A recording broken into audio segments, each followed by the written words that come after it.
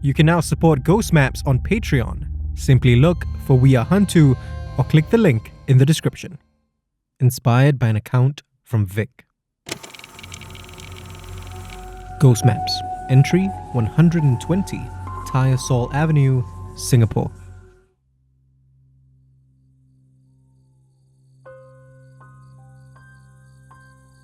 When my third eye recently opened, I was visited by a multi-generational family of ghosts. This family revealed to me that I wasn't the first collector with whom they had shared their stories. After my encounter, I tried to learn more about other collectors with the third eye. That's when I found out that my predecessor's own mentor, Krish, had this ability. My direct predecessor's friend, Ben, suggested that I should speak with one of my fellow collectors, Alice. Because, as it turns out, Alice shares that gift with Krish. Alice, like myself, meets with people who wish to share their ghost stories with us. While I meet people at coffee shops, though, she takes them on bike rides to visit the sites of their encounters. I've always thought that this was a more visceral way to do what we do. Perhaps to channel the interviewee's strong emotions about their experiences, I had assumed. That's true enough, Alice confirms. Now, however, I realize that there's another reason for it. Sometimes the ghosts reveal themselves to me while that person's telling their story, she says. It might be why we're at a rather quiet stretch of Tyersall Avenue this late Friday afternoon near the Botanic Gardens. As with Ben and my interviewee before him, Father Aloysius, I've decided that I can get answers to my questions, while collecting more stories at the same time too. From what I understand, Alice's interviewee for this story, a young woman named Kat, had her experience near here. We're not looking for spirits today though, she explains. Instead, I just want to see how sensitive you are. She asks me if I feel anything here along the avenue. I close my eyes and let the cool evening air wash over me. I listen for any voices that might not feel right. I open my eyes again and slowly scan the area, looking for faces that don't belong amidst the land of the living. Nothing. Alice nods when I tell her so. Your third eye isn't quite as sensitive yet. Alice, however, can already feel the presence that Kat had encountered back in 2013. A presence lurking within the halls of an abandoned 2-story building located not very far from here. It's a place that's been closed off to the public since 2015. Even before then, however, it certainly wasn't a structure that most people would have wanted to visit anyway. Istana Woodneuk. I take my recorder out from my bag, and as Alice lights a cigarette, I ask her to start from the beginning.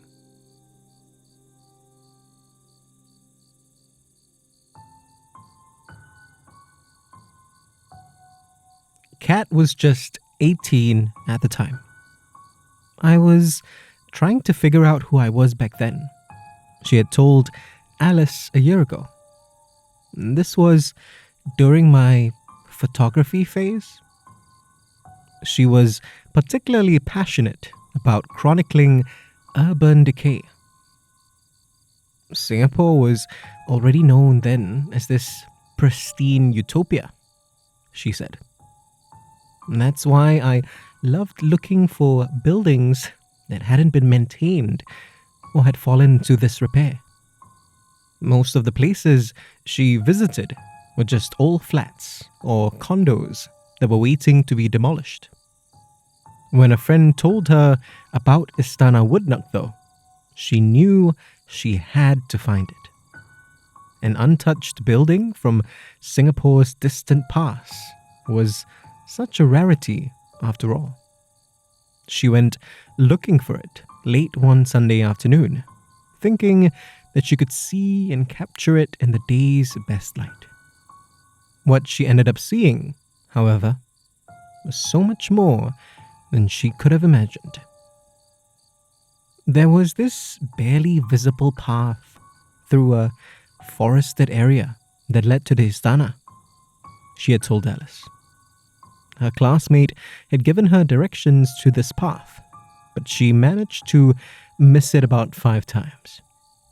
She eventually found it, though, at around 4 p.m., and it took her about 10 minutes to finally get to the Istana. I don't know if beautiful is the word most people would use to describe it, she said, but it was certainly beautiful to me. Most of its exterior walls were covered by overgrown trees and shrubbery. Whatever was visible had turned green with moss. But the structure, with its early 20th century architecture, was still mostly intact. It felt to Kat like something out of a fairy tale.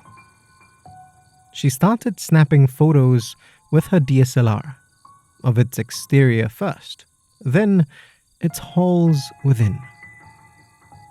While the outside was a testament to the overwhelming power of nature, the inside was practically a street art gallery. The walls were adorned with works from graffiti artists whom Kat had grown familiar with. She had seen their trademark styles on countless other walls in many other abandoned buildings. Turn after turn, corridor after corridor, she was driven forward by her own excitement and curiosity, until she came across one hall on the 2nd floor. It was dark, even while the sun was out, she had said. From within that darkness came a bitingly cold wind. She was still excited and curious enough that she took a few cautious steps towards that hall. But her fear soon overpowered her fascination.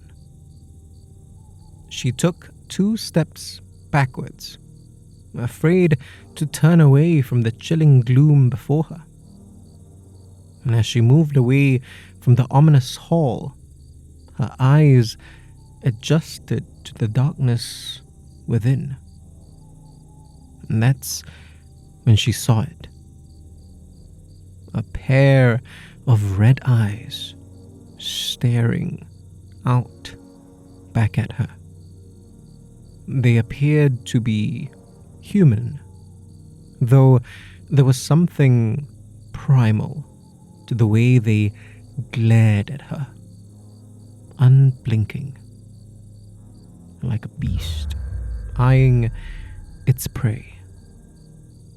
The eyes started to move towards her, and she began to realize that they belonged to a pale young woman. She wore a white dress, and she had long black hair, and she was smiling. The moment couldn't have lasted longer than a second. Kat had been warned by fellow urban explorers never to stick around if she encountered something like this. Never stick around and never acknowledge its presence. She turned and ran, down the stairs, out the building, and back down the path she had come in from. The sun was only just starting to set, and she knew she didn't want to be anywhere near here when it was dark. When Kat reached home that night, she realized that her clothes stank of dirt and rot. She tossed them immediately into the washing machine, then the dryer. When she retrieved them 2 hours later, though, she noticed that they still reeked. For days after, she would wash and rewash her clothes, trying to get rid of that smell with a whole variety of detergents. But it lingered on, no matter what. Nothing else out of the ordinary happened to her, but that smell, it was oppressive, almost like there was a presence looming over her, watching. Finally, after a week, she managed to wash the stench from her clothes. She never looked at the photos in her camera's SD card, though. She didn't want to. She just deleted all of them and gave up urban exploration for good. I thank Alice for the story. She nods, but she isn't really paying attention to me. Instead, she's looking around the area, purposely. Only a couple of cars have passed us since she began her story, and it was starting to turn dark. She hands me one of her helmets. "Let's get out of here," she says, and gestures for me to climb aboard her motorcycle.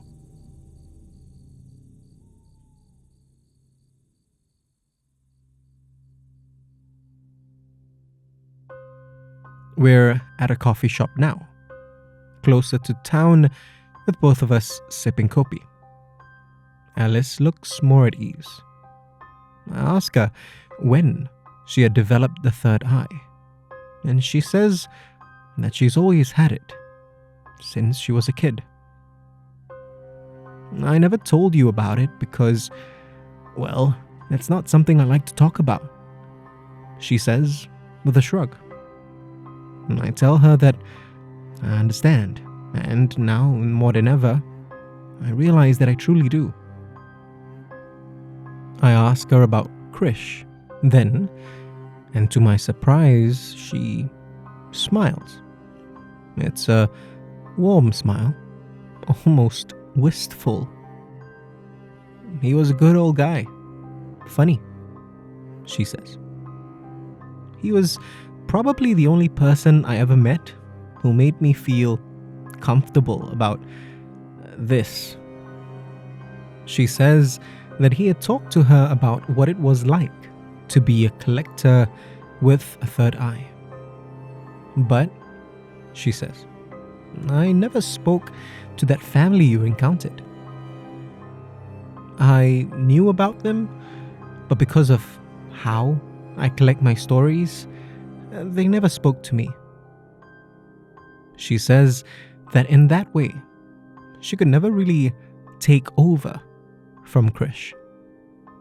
"But you can," she adds. I sigh. How am I supposed to take over the duties of a collector who had long since passed? I wonder out loud. Alice laughs, suddenly, loudly. She looks me dead in the eye and says, "You have the third eye. What makes you think that something like death is going to stop you?" If you want to discover more of Southeast Asia's other side, subscribe now and follow us on social media. You can also be one of our supporters on Patreon. Look for We Are HANTU or click the links in the description. Ghost Maps is a HANTU production created by Kyle Ong and Wayne Ray, with art direction by Jolene Lim, and recorded on Audio Technica mics.